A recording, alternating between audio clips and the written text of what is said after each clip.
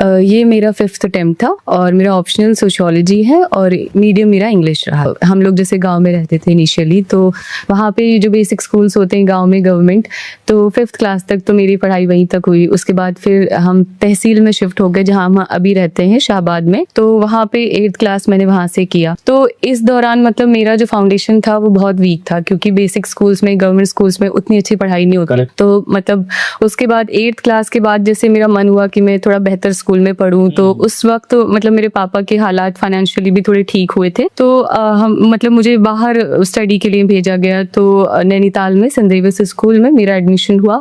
वहाँ का टेस्ट भी मैं क्वालिफाई नहीं कर पाई, बट आउट ऑफ कंपैशन जो वहाँ के प्रिंसिपल थे उन्होंने मुझे अलाउ किया। और फिर वहाँ पे जब मैं गई क्लास 9th में, तो वो काफ़ी मेरे लिए मुश्किल था। मेरा मीडियम चेंज हो गया एंड आई रिमेम्बर कि जो मेरी फर्स्ट क्लास चल रही थी मैथ्स की, वहाँ पे इंग्लिश में बात कर रहे थे सर, फैक्टराइजेशन पढ़ा रहे थे और मुझे कुछ नहीं समझ में आ रहा था। तो जब 9th का रिजल्ट आया था हाफ ईयरली, तो मैं सारे सब्जेक्ट में फेल थी, सिर्फ हिंदी में पास थी, क्योंकि मुझे वो समझ आती थी।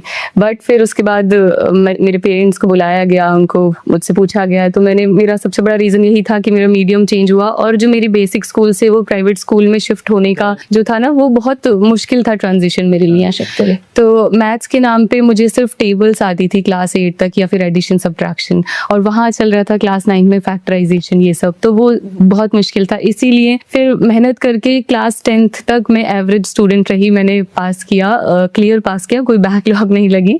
बट फिर भी मुझे 10th में D ग्रेड मिला मैथ्स में। तो फिर वहाँ से अब उस परफॉर्मेंस के बाद में मुझे साइंस तो मिला नहीं, तो फिर मुझे commerce milli.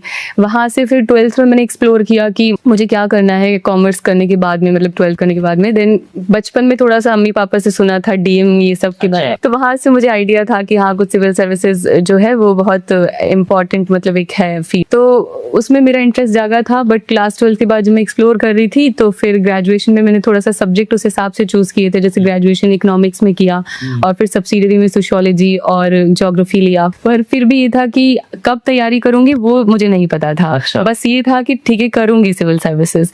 After my graduation क्या हुआ कि चीजें बहुत ज्यादा खराब हो गई, मतलब फाइनेंशियल क्राइसिस काफी आ गया पापा के लाइफ में। और मुझे मेरा मास्टर्स में जैसे हुआ था सिलेक्शन MA इकोनॉमिक्स जामिया में, पर वो मैं नहीं ले पाई एडमिशन। तो जो मेरे फ्रेंड्स थे उस टाइम पे वो जानते हैं ये बात कि मतलब मैं बहुत परेशान थी, और मेरा MA इकोनॉमिक्स में मैं नहीं ले पाई क्योंकि मुझे दिल्ली बाहर रहना पड़ रहा था, वो थोड़ा कॉस्टली हो रहा था। तो फिर मैंने वो स्किप किया। अब मेरा साल वो ड्रॉप हुआ, लेकिन मैंने साथ में फिर जॉब स्टार्ट की प्राइवेट सेक्टर। प्राइवेट जॉब की आपने? जी, क्योंकि मैं घर नहीं गई, मतलब मुझे ये था कि घर जाकर क्या करूंगी, वहां पे तो कुछ नहीं था।